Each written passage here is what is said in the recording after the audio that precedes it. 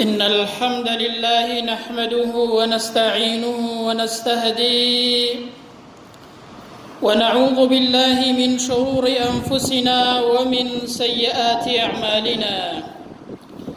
أشهد أن لا إله إلا الله وحده لا شريك له، وأشهد أن محمدًا عبده ورسوله. اللهم صل على محمد وعلى آل محمد كما صليت على إبراهيم وعلى آل إبراهيم في العالمين إنك حميد مجيد.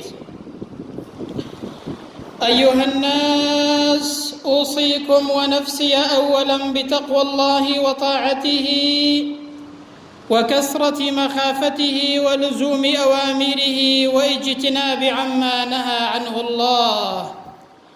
قال تعالى في كتابه العزيز: يا أيها الذين آمنوا اتقوا الله حق تقاته ولا تموتن إلا وأنتم مسلمون. أما بعد، فإن أصدق الحديث كتاب الله، وخير الهدي هدي محمد صلى الله عليه وسلم، وشر الأمور محدثاتها، وكل محدثة بدعة، وكل بدعة ضلالة، وكل ضلالة في النار. أما بعد، إيمان داران، سلام و رحمة و مهرباني خواهی پروردگار برجه بسر همولاک ماندا. خواهی پروردگار برحم و بزی خوی بمان گره لبند راستقینکانی خوی. بێگومان ئیسلام کە دوایین بەرنامەی خوای پەروەردگارە بۆ سەرزەوی لە توانایدا هەیە کە ئینسانەکان بەختەوەری دنیا و قیامەت بکات. لە توانایدا هەیە کە ئینسانەکان بە پەروەردەیەکی تەندروست پەروەردەکات کە بە شێوازێک بژیێن شیاو بێ لەگەڵ ژیانی ئینسان، کە ئینسان لە دنیادا پێی سەربەرز بێت و لە ڕۆژی قیامەتیشدا خوای پەروەردگار لە ئینسان ڕازی بێت. بۆیە ئیسلام هەمیشە تەرگیز لەسەر پەروەردەیەکی دروست و تەندروست دەکاتەوە کە ئینسان بە شێوازێک بژیێت لە دنیادا سەربەرز بێ، لە ڕۆژی قیامەتیشدا ڕەزامەندی خوای پەروەردگار بەدەست بێنێت. بۆیە پێغەمبەر صلی الله علیه وسلم لە فەرمایشتەکانی خۆیدا زۆر تەرکیز لەسەر خوڕەوشتی جوان و پەروەردەیەکی تەندروست و جوان دەکاتەوە. بۆیە دەفەرمێت پێغەمبەر صلی الله علیه وسلم: ئەکمەل المؤمنین ئیمانا ئەحسنهم خولقا. ئەو کەسە ئیمانداری تەواوە کە خوڕەوشت و هەڵزووکەوتی لە هەموو کەس باشترە، خوڕەوشتی لە هەموو کەس چاکترە، ئیمانی ئەو کەسە و ئیمانداری ئەو کەسە و دینداری ئەو کەسە لە هەموو کەسێک باشترە. بۆیە کورتەیەک باسی ئەوە دەکەین کاریگەری پەروەردەی ئیمانی لە ژیانی ئینساندا و جیاوازی لەگەڵ پەروەردەی غەیرە ئیمانیدا چییە. ئەنەس بۆمان دەگێڕێتەوە کە دەفەرمێ پێغەمبەر صلی الله علیه وسلم فەرموویەتی: كان رسول الله صلى الله عليه وسلم أحسن الناس خلقا. پیغمبر له هەموو کەسێک خوڕەوشتی جوانتر بوو. بۆیە هەر کەسێکیش لە مەدرسەی پێغەمبەر دەرچێت، هەر کەسێکیش گوێ لە مەدرسەی پێغەمبەر بگرێ صلى الله عليه وسلم، جوانترین خوڕەوشت و جوانترین پەروەردەی بۆ دروست دەبێت. بۆیە قورئان دەفەرمێ: وئینەکە لەعەلا خولوق عەظیم. بەڕاستی ئەی پێغەمبەر ئەتۆ لەسەر خوڕەوشت و ئەخلاقێکی زۆر گەورە و جوان و ڕێکوپێکی. بۆیە کاتێک کە پرسیار لە دایکمان عائیشە دەکەن، دەڵێن پێغەمبەری خوا صلی الله علیه وسلم خوڕەوشتی چۆن بووە؟ لە وەڵامدا دەفەرمێ: کان خولوقه القورئان. خوڕەوشتی ئەو پێغەمبەرەی وەکو قورئان وابوو، وەکو چۆن قورئان دەڵێت ئەو پێغەمبەرە وەکو قورئانێک وابوو کە بەسەر زەویدا دەڕۆیشت، خوڕەوشتی قورئانی بوو. بۆیە هەر کەسێکیش دەرچووی مەدرسەی ئەو محەممەدە و ئەو پێغەمبەرە بێ صلی الله علیه وسلم، حتما ئینسانێکی ئیماندار، پەروەردەیەکی تەندروست، خوڕەوشتێکی جوانی دەبێت. با چەند نمونەیەک بێنینەوە سەبارەت بە خوڕەوشت و پەروەردەی ئەو کەسانەی کە دەرچووی مەدرسەی پێغەمبەرن صلی الله عليه وسلم، ئەو کەسانەی کە گوێ لە پەیامی مزگەوت دەگرن، خوڕەوشتیان چەندە فەرقی هەیە لەگەڵ ئەو کەسانەی کە لە غەیرە مزگەوت گوێ دەگرن. پێغەمبەر صلی الله عليه وسلم لە کاتێکدا کە کۆچ دەکات بۆ مەدینە، بەڵام ئیمامی عەلی لە شوێنی خۆی دادەنێ بۆ ئەوەی ئەو سپاردانەی کە لە لای بوون بیان گێنیتەوە بە خاوەنەکەی خۆی، تەنانەت ماڵی بێباوەڕانیش نەخوات، سپاردەکان تەسلیم کاتەوە. ئەها پێغەمبەر صلی الله عليه وسلم چۆن هەڵمان دەنێ و فێرمان دەکات بۆ ئەوەی ئینسان دەستپاک و ئەمین بێت لە ناو کۆمەڵگادا، بۆ ئەوەی ئینسان خوڕەوشتی جوان بێت، بۆ ئەوەی پەروەردەیەکی تەندروست وەربگرێت. لە فەرمایشتێکدا پێغەمبەر صلی الله عليه وسلم نمونەیەکمان بۆ دێنێتەوە کە فەرمایشتێکی صحیحی پێغەمبەرە صلی الله عليه وسلم دەفەرمێ لە پێش ئومەتانی ئێوەدا پیاوێک پارچە زەویەکی فرۆشت بە پیاوێکی دیکە، ئەو پیاوەی کە پارچە زەویەکەی کڕی بوو لە کاتێکدا کە خەریکی کێڵانی زەویەکە دەبێت، پارچە زێڕێک یاخود کوپە زێڕێک لە ناو زەویەکەدا دەبینێتەوە. ئەها بزانە ئینسانی دەستپاک و ئەمین، بزانە پەروەردەی ئیمانی چۆنە بەسەر ئینسانەوە برام. یەکسەر کوپە زێڕەکە هەڵدەگرێت و بۆ خاوەنی یەکەمی دەباتەوە، دەڵێ کاکە ئەم کوپە زێڕەم لە ناو زەویەکەی تۆدا دۆزیوەتەوە، ئەوە ئیجەنابتە و ئیمن نییە، چونکە من زەویەکەم لێ کڕێوی کوپە زێڕەکەم لێ نەکڕێوی. ئەها پەروەردەی ئیمانی چۆنە برام. بزانە ئەوڕۆ ئێمە تووشی چ گیر و گرفتێک بووین، چونکە لە پەیامی مزگەوت و پەیامی ئیمانی دوور کەوتوونەتەوە. پیاوەکەش گوتی کاکە زێڕەکە بەرەوە هی تۆیە، ئەمن زەویەکەم پێفرۆشتووی، بە هەرچی لە ناویشیدا هەیە بە هەموو شتێکەوە پێم فرۆشتووی، زێڕەکە بەرەوە بەخوای خۆتەوە نامەوێت. هەرتووکیان لێیان بوو بە کێشە، ئەو دەیگوت کاکە زێڕەکە هی تۆیە، ئەویش دەیگوت کاکە هی تۆیە، تاوەکو چوونە لای پیاوێکی ئیماندار، پیاوێکی دەستپاک و ئەمین، چوونە لای ئینسانێک گوتیان ئێمە کێشەیەکی ئاوامان هەیە لەسەر ئەو زێڕە، هیچ کامێکمان ئامادە نییە زێڕەکە بەرێتەوە ماڵەوە. جا پیاوەکە گوتی ئێوە منداڵتان هەیە، کوڕ و کوستان هەیە لە ماڵەوە؟ یەکێکیان گوتی وەڵام من کوڕێکی گەنجم هەیە، ئەوی دیکەشیان گوتی وەڵام منیش منداڵێکم هەیە و کچێکم هەیە کە کچێکی گەنجە لە ماڵەوە. ئەو پیاوە دادوەری لە نێواندا کردن. ئەوە فەرمایشتی پێغەمبەری خۆیە صلی الله عليه وسلم، گوتی دەی ئاو کچێ بدەن بەو کڕەیە، ئەو زێڕەیەش هەندێکی بکەن بە مارەی ئەو کوڕ و کچە و هەندێکیشی لێ ببەخشن لە پێناوی خوای پەروەردگاردا. تەماشاکەن بەڕێزان، ئەوە فەرمایشتی پێغەمبەری خۆیە صلی الله عليه وسلم بۆمان باز دەکا. بۆچی؟ بۆ ئەوەی ئێمەش بزانین پەروەردەی ئیمانی چۆنە، بۆ ئەوەی ئێمەش بزانین ئینسانی ئیماندار، ئینسانێکی دەستپاک و ئەمین و داوێن پاکە لە ناو کۆمەڵگادا. ئەوە فەرمایشتی پێغەمبەری خۆیە صلی الله عليه وسلم. بەڵام ئەوڕۆ دەبینین نەک هەر ئەوە کە زێڕێک لە ناو زەویەکدا بدینێتەوە، ئەوڕۆ دەبینین کابرا ماڵی خەڵک بە ڕۆژی ڕووناک دەبات، ئەوڕۆ دەبینین لەسەر پارەیەکی زۆر کەم دەبیستین کە ئینسانێک گەنجێک لەسەر تەنانەت 240,000 دینار دەکوژێت. بەڵام ئینسانێک کە وابەستەی مزگەوت و پەیامی مزگەوتە، ئینسانێک کە پەروەردەیەکی ئیمانی وەرگرتووە، نەک خەڵک ناکوژێت لەسەر پارە و ماڵ و سامانی دنیا، بەڵکو گەنجێک 16 دەفتەر دەبینێتەوە بۆ خاوەنەکەی دەباتەوە بەبێ ئەوەی کە لە بەرامبەریدا هیچ پارەیەکی ژۆر بگرێت، چونکە ئەویان ئینسانێکی ئیماندارە لە دڵەوە حەزت بە ڕەقابەتی خوای پەروەردگار دەکات. بەڕێزان، بینیمان لە وڵاتانی ئەوروپای چەند سەعاتێک کارەبا کوژایەوە، دزیەکی زۆر لە بازاڕەکاندا ڕوویدا. بۆچی؟ چونکە ئەوان لەبەر ڕەزامەندی خوای گەورە و هەست بە چاودێری خوای گەورە ناکەن کە خیانەت ناکەن، بەڵکو لەبەر چاودێری کامێڕەکەیە. چەند سەعاتێک لە بەریتانیا کارەبا کوژایەوە، چەندین دزی لە بازاردا ڕوویدا. بەڵام ئینسانی ئیماندار، ئینسانێک کە پەیامێکی ئیلاهی وەرگرتووە، ئینسانێک کە پەروەردەی مزگەوت و پەروەردەی مەدرسەی محەممەدە صلی الله عليه وسلم، ئەگەر لە تاریکایی شەویشدا بێت، هەست بە ڕەقابەت و چاودێری خوای پەروەردگاری خۆی دەکات. برام لفرمایشتێکی دیکەدا پێغەمبەر صلی الله عليه وسلم نمونەیەکی دیکەمان بۆ باز دەکا بۆ ئەوەی ئینسانی ئیماندار فێر بێت پەروەردەی ئیمانی چۆنە، فەرقی چییە لەگەڵ پەروەردەی غەیرە مزگەوت و غەیرە ئیمانی. پێغەمبەر صلی الله عليه وسلم لە فەرمایشتێکدا کە باسی سێ کەسمان بۆ دەکات، باسی بازرگانێکی دەستپاک و ئەمینمان بۆ دەکات. دەفەرمێ پیاوێک ڕۆژێکیان چەند کرێکارێکی هەبوون کە ئێوارە داهات پارەیدا بە هەموو کرێکارەکان، بەڵام یەکێک لە کرێکارەکان تووڕە بوو پارەکەی وەرنەگرت و ڕۆیشت.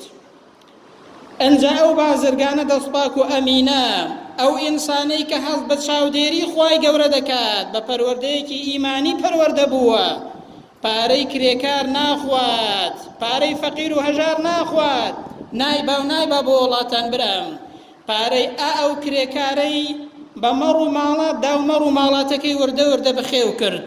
خوای پەروەردگاریش بەرەکەتی تێخست، چونکە ئەو کەسە بە ئیخلاسیەتەوە ئەو پارەی خستە ناو مەڕ و ماڵات و خستە ناو معاملە و کڕین و فرۆشتنەوە. خوای پەروەردگار بەرەکەتی بۆ ئەو پیاوە تێخست، تاوەکو مەڕ و ماڵاتەکەی یەک دۆڵ لە مەڕ و ماڵاتی لێوە پاشکەوت، لە حوشتری لێوە پاشکەوت لە پارەی ئەو کرێکاری کە ئەو ڕژەیە تووڕە و پارەکەی وەرنەگرت. جا لە دوای چەند ساڵێک ئەو پیاوەی کە کرێکاری کردبوو دیارە فەقیر بووە و پێویستی بە پارەکە بووە، دێتەوە لای ئەو بازرگانە دەستپاک و ئەمینە، دەڵێ بۆ ئەوە هاتووم کە کرێی ئەو ڕۆژەم پێ بدەی کە کرێکاریم لە لای جەنابت کرد و تۆڕە بووم و پارەکەم وەرنەگرت. دەڵێ کاکە ئەو مەڕ و ماڵاتە دەبینی کە یەک دۆڵە، هەمووی حوشتر و مەڕ و ماڵات و مانگایە، هەمووی بۆ خۆت ببە و بڕۆ بیە پێش خۆت و هەمووی تۆیە. پیاوە کرێکارەکە دەڵێ کاکە گاڵتەم پێ مەکە، بۆ پارەی کرێکاریەکە هاتوومە ئەو ڕۆژەی کە کرێکاریم بۆ کردی. دەڵێ بەخوا گاڵتەت پێ ناکەم، ئەوە هەمووی تۆیە، پارەکەم نەخوارد، بەو مەڕ و ماڵاتەم داوە خوای پەروەردگاریش بەرەکەتی خستە ناو ئەو معاملە و مەڕ و ماڵاتە. ئێستا ئەوەی کە دەیبینی ئەو ڕانە مەڕ و مێگەلەی کە پڕی ئەو دۆڵەیە هەمووی لە پارەی کرێکاری ئەو ڕۆژەی تۆ پاشکەوتووە. بۆیە پیاوەکە هەڵدەستێت مەڕ و ماڵاتەکە دەداتە پێش خۆی و هەر هەمووی بۆ خۆی دەیبات. ئەوە نمونەی ئینسانی ئیماندارە برام، ئەوە نمونەی پەروەردەی ئیمانیە. ئینسانێک کە بە پەروەردەیەکی ئیمانی بە پەیامی مزگەوت پەروەردە بوو، خیانەت لە کرێکارێک ناکات، خیانەت لە پارەی کرێکارێک ناکات. برام با تەماشای وەزع و بار و دۆخی گوزەرانی خۆمان کەین. ئێستا دەڵێن پاشەکەوتی موچە، کەچی کوان نەموچەکە هەیە نە پاشەکەوتەکەش هەیە، پارەی هەزاران خەڵکی فەقیر و هەژار دەبرێت. بەڵام بازرگانێکی ئەمین و دەستپاک کە بە ئیسلام پەروەردە بووە، بە ئیمان و ئیسلامەتی پێگەیشتووە، پارەی تەنها کرێکارێکیش ناخوات، دەیدا بە مەڕ و ماڵات، دوایی پیاوەکە هەموو مەڕ و ماڵاتەکە دەباتەوە. ئەوە فەرقی پەروەردەی ئیمانی و غەیرە ئیمانیە برام. خەڵک تا گوێی لە پەیامی مزگەوت دەگرت بەو شێوازەیە نەبوو، بەڵام کە لە پەیامی ئیمانی و لە پەیامی مزگەوت دوور دەکەوێتەوە، هەر ڕۆژە و دەبینین گیر و گرفتێکمان لەناو ڕوو دەدا. هەر ڕۆژە دەڵێن بۆ پارە فڵان کەسیان کوشت، بۆ سیارەکەی تاڵانیان کرد، بۆ 240,000 گەنجێکیان کوشت. دەبینین لەو جۆرەکی گیر و گرفتانەمان لەناودا ڕوو دەدەن. بەڕاستی گیر و هەموو ئەو هۆکارەکەی ئەوەیە کە لە پەیامی مزگەوت و پەیامی ئیمانی ئینسان دوور دەکەوێتەوە. بەرام ئەوە دەرچووی مەدرسەی پێغەمبەرن صلی الله عليه وسلم. ئەنجا لە بواری حکومڕانیدا مەدرسەی پێغەمبەر صلی الله عليه وسلم چاکترین کەسی حکومڕانی دادپەروەری پەروەردە کردووە، چونکە گوێیان لە پەیامی ئیلاهی و پەیامی پێغەمبەر گرتووە صلی الله عليه وسلم. هەر بۆیە سوفیانی سەوری بۆمان دەگێڕێتەوە، دەفەرمێ پێشەوای دادپەروەران 5 کەسن: ئیمامی ئەبوو بەکر، ئیمامی عومەر، ئیمامی عەلی، ئیمامی عوسمان و عومەری کوڕی عەبدولعەزیز. ئەوانە پێشەوای دادپەروەرانن. ئەوانە لە چ مەدرسەیەک پێگەیشتون بەڕێزان؟ ئەوانە گوێیان لە چ پەیامێک گرتووە؟ لە پەیامی ئیلاهی و لە مەدرسەی محەممەد دەرچوون صلی الله عليه وسلم. بۆیە بە نمونە ئەگەر عومەری کوڕی عەبدولعەزیز باسکەین کە ڕەمزی نوێبوونەوە و ڕەمزی دادپەروەری بووە، خەلیفەی نوێخواز و دادپەروەر بووە، لە سەردەمی خۆیدا لە خۆیەوە دەستی پێکرد، بازرگانی لە بەرپرسەکان قەدەغە کرد، گوتی نابێ هیچ بەرپرسێک بازرگانی بکات، چونکە ئەگەر بازرگانی بکە ئاگای لە میلەت نامێنێت. ئەنجا هەڵسا لە خۆیەوە دەستی پێکرد ئەو زێڕ و ماڵ و سامانەی کە لە ماڵەوەدا هەیبوو هەر هەمووی خستەوە سەر بەیتوڵماڵ. موسەی فەرمانبەرانی زیاد کرد، گوتی بۆ ئەوەی خۆیان تەفەڕوقکەن بۆ کاروباری خەڵک، بۆ ئەوەی مەشغوڵ نەبن بە هیچ شتێکی دیکەوە. هەڵسا هەرچی گەنجی وڵات هەیە ژنی بۆ هێنا، هەر گەنجێک کە لەبەر بێ پارەی ژنی بۆ نەدەهێنرا، زەماوەندی بۆ نەدەکرا، هەرچی گەنج هەیە نەما لە وڵاتدا کە ژنی بۆ نەخوازێت. ئەنجا گوتیان ئەی ئیمام، گەنم و جۆمان لێ زیادە، فەقیر نەماوە، نازانین چی لێ بکەین لە وڵاتدا.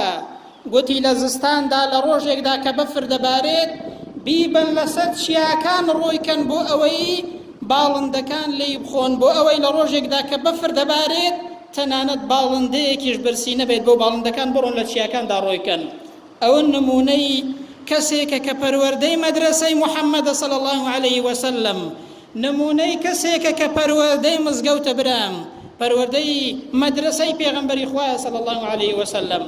دەی هەر خۆتان حکم بکەن، هەر خۆتان تەماشاکەن، ئایا ئەوانە کە دادپەروەر بوون و گوێیان لە مزگەوت و پەیامی مزگەوت و پەروەردەی مزگەوت گرتووە، ئەوانە کە دەرچووی مەدرسەی پێغەمبەر بوون صلی الله عليه وسلم، بزانە لەگەڵ واقعی ئێستای ئەو ڕۆماندا چەند فەرقیان هەیە برام. ئەوە پەروەردەی ئیمانیە، ئێستاش کە دەیبینین پەروەردەی غەیری ئیمانی و غەیری مزگەوت، ئەوەیە کە واقعی خۆمان ئێستا دەیبینین برام. بۆیە مالیکی کوڕی دینار بۆمان دەگێڕێتەوە، دەفەرمێت ڕۆژێکیان شوانێک لە چیایەکەوە بانگی چەند کەسێک دەکات، نازانێت کە عومەری کوڕی عەبدولعەزیز بووە بە خەلیفەی موسڵمانان، بانگ دەکات دەڵێ ئەو پیاوە خواناس و دادپەروەرە کێ بۆتە خەلیفەی موسڵمانان. تەماشاکەن بەڕێزان، ئەو ئەگەر لێڵ بوو بزانە دەبێ بچێ سەرچاوەکەی بزانی هۆکارەکەی چییە، بۆچی ئاوەکە لێڵ بووە، هۆکارێک هەیە کە لە سەرچاوەکەیەوە لێڵ بووە برام. گوتیان چۆن دەزانی کە ئەو پیاوە خواناسە بۆتە بەرپرس و کار بەدەستی موسڵمانان، ئاگات لێ نییە بە چ شتێک دەزانی کە ئەوە بۆتە کار بەدەستی موسڵمانان. گوتی بەوە دەزانم هەر کاتێک کار بەدەستێکی چاک بۆ کار بەدەستی موسڵمانان و خەلیفەی موسڵمانان، بەخوا دەزانم گورگ و شێر واز لە مەڕ و ماڵاتەکەمان دێنن، بەخوا دەزانم بەوەی کە پیاوێکی دادپەروەر بووە کار بەدەستی موسڵمانان، تەنانەت گورگ و شێریش بەلای مەڕەکانمان دانایەن و وازمان لێ دێنن. بەڕێزان، ئەو ئاوەی کە ئێستا لە سەرچاوەکەیەوە شلوێ بووە، بزانە دەبێ بگەڕێەوە بزانی لە سەرچاوەکەیەوە بۆچی شلوێ بووە. لەوەش سەیرتر پیاوێک بە عومەری کوڕی عەبدولعەزیز دەڵێت ئەوە هۆکارەکەی چییە؟ وەڵڵاهی دەبینم شەوانە گورگ دێ لە لای مەڕەکەمان دەخەوی، هیچ زیانێکی لێ نادا، بەڵکو چاودێری دەکات و پارێزگاری لێ دەکات. گوتی سەیر نییە برام، ئینسان ئەگەر بەینی خۆی و خوای چاک کرد، خوای پەروەردگاریش بەینی گورگ و مەڕیش بۆ ئینسان چاک دەکات.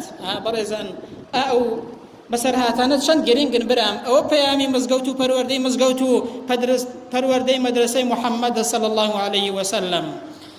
ئەنجا لە دوای ئەو چەند نمونەیە بزانین هۆکاری تێکچوونی پەروەردەی کۆمەڵگە چییە، بۆچی پەروەردەی کۆمەڵگا بەو شێوازەیە لێ هاتووە.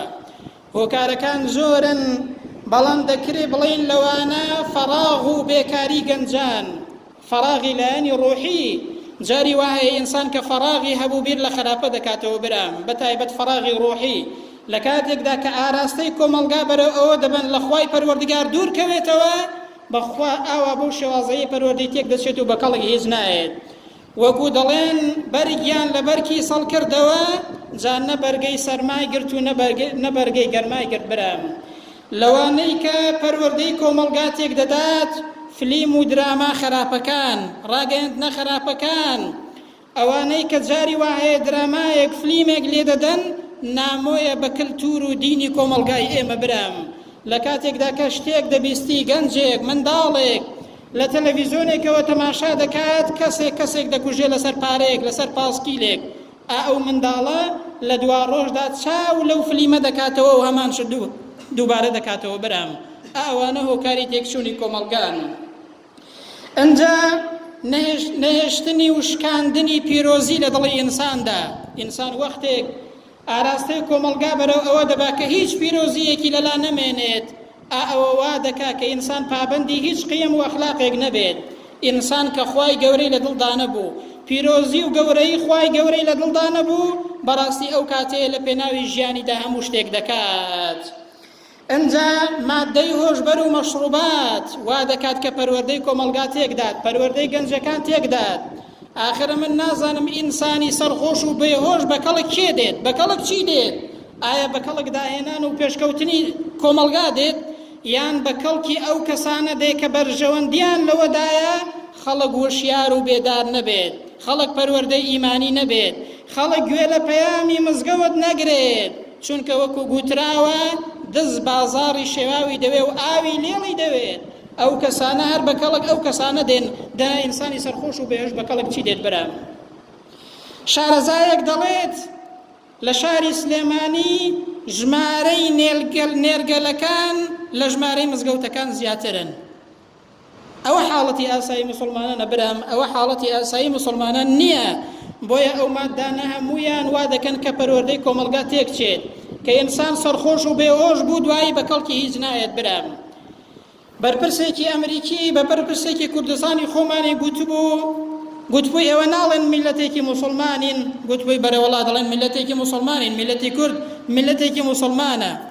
گوتبووی باشە ناڵێن مەشروبات عەرەق حرامە لە دینەکەی ئێوەدا، گوتی بەرەوەڵا مەشروباتیش حرامە لە دینەکەی ئێمەدا. گوتی باشە ئەی فڵان کەس نازانم ئێوە کە میلەتێکی موسڵمانن کە لە دینەکەتاندا مەشروبات حرامە، ئەی خێرە ئەو هەموو دوکانەی مەشروباتی چییە لە ناوتاندا برام؟ ئەو هەموو دوکانە چییە کە لە دینەکەتاندا مەشروبات حرامە؟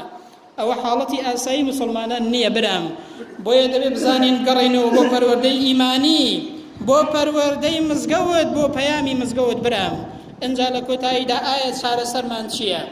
بەڵێ پەروەردەیمان بەو شێوازەی لە هاتووە و کۆمەلگامان بەو شێوازەی لە هاتووە کە دەبینین هەر ڕۆژە و شتێکمان لە ناودا ڕووی دەدات.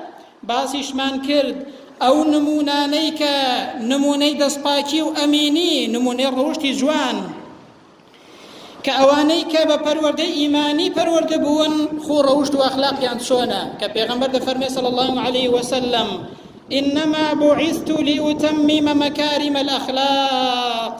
ئەمن بۆیە هاتووم تاوەکو خۆ ڕەوشتە جوانەکان تەواو بکەم، تاوەکو خۆ ڕەوشتە بەرزەکان تەواو بکەم. هاتنی پێغەمبەر و دین بۆ ئەوەیە برام.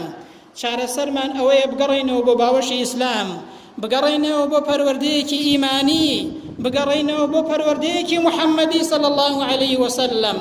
ئایا ئەوە پەیامی مزگەوتە کۆمەلگای تێکداوە و پەروەردەی خەڵکی تێکداوە، یان پەروەردەی غەیرە مزگەوتە برام؟ خەڵک تا گوێی لە پەروەردەی مزگەوت دەگرت، تا گوێی لە پێغەمبەری خوا دەگرت صلی الله عليه وسلم، بەڕاستی پەروەردەی ئاوانە بوو. بۆیە چارەسەرمان ئەوەیە کە بگەڕێنەوە بۆ پەیامی ئیلاهی، بگەڕێنەوە بۆ پابەندی بە دین، بگەڕێنەوە و گوێ بگرین و چاو لەو کەسانە بکەین کە دەرچووی مەدرسەی محەممەد المستەفانە صلی الله عليه وسلم. ئێمە دوعا دەکەین و دەپاڕین و دەڵێن یا ڕەبی خوایان بۆ خاتری ناوە جوان و سیفەتە بەرزەکانی خۆت بکەی، و ئامان لێ بکەی هەمیشە گوێ لە پەیامی مزگەوت و گوێ لە پەیامی محەممەد المستەفا بگرین صلی الله عليه وسلم. کەسێک بین لەو کەسانەی کە بە ئیمانەوە دەژیان، بە ئیمانەوە دەمرن، لە پێناوی ئیمانەکەشیاندا دەژیان و دەمرن. یا ڕەبی خوایان بمان گێڕی لەو کەسانە کە خوو ڕەوشت و ئەخلاق و ڕەوشتیان جوانە، ئەو کەسانەی کە پابەندی دینن، ئەو کەسانەی کە بە شێوازێک دەژیان لە دنیادا سەربەزن، لە ڕۆژی قیامەتیشدا خوای پەروەردگاریان لێ ڕازیە. یا ڕەبی خوایان هیدایەتمان دەی، یا ڕەبی خوایان ئەو کۆمەلگای ئێمە ڕێنمونی بکەی، جارێکی دیکە باوەش بە ئیسلامدا بکەینەوە، جارێکی دیکە بگەڕێنەوە بۆ ئیسلام کە مایەی سەربەرزی و بەختەوەری دنیا و قیامەتمانە، بە ئیمانەوە بمان ژیانی، بە ئیمانەوەش بمان برێنی، لە ڕۆژی قیامەتا لە دەشتی مەحشەر لە ناخۆشیەکانی دەشتی مەحشەر پارێزراومان کەی، هەموو لایەکمان بەڕەزامەندی و بەهەشتی خۆت شاد کەی. آمين آمين. أقول قولي هذا وأستغفر الله لي ولكم، وبعد أعوذ بالله من الشيطان الرجيم. ربنا آتنا في الدنيا حسنة وفي الآخرة حسنة وقنا عذاب النار.